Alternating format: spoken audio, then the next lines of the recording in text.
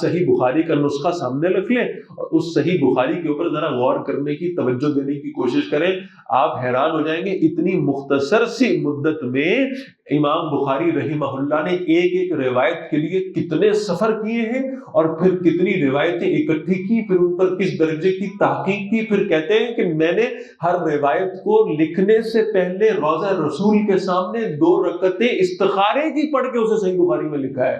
انسان حیران ہو جاتا ہے کہ اتنی چھوٹی سی عمر میں یہ کیسے ممکن ہے بھائی۔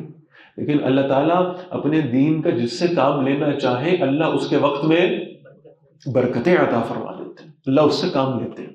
تو رسول اللہ صلی اللہ علیہ وسلم کی رات کی عبادت اس انداز میں ہوا کرتی تھی۔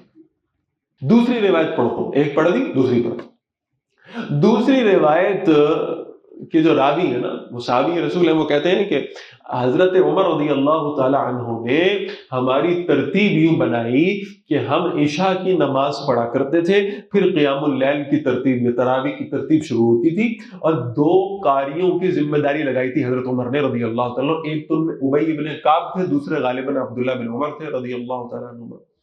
کہتے ہیں 2 قاریوں کی ذمہ داری لگائی، ان میں سے ہر ایک روزانہ 200 آیتیں پڑھتا تھا قرآن کی۔ اور یہ خوب سمجھ لیں کہ یہ ہمارے والی 200، یہ 200 کی سپیڈ سے نہیں ہے۔ 200 آیتیں ضرور ہیں لیکن 200 کی سپیڈ سے نہیں ہے۔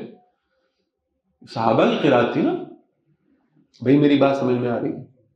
تو کہتے ہیں کہ پھر ہم پوری رات اللہ کے قرآن کے ساتھ بسر کیا کرتے تھے، اور پھر ہم مسجد نبوی سے جب نکلتے تھے تو تیز قدموں سے چلا کرتے تھے کہ کہیں سحری کا وقت قضا نہ ہو جائے۔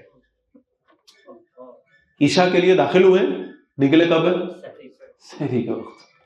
اس کا مطلب یہ ہوا کہ ساری رات اللہ کے قرآن کے ساتھ گزرا کرتے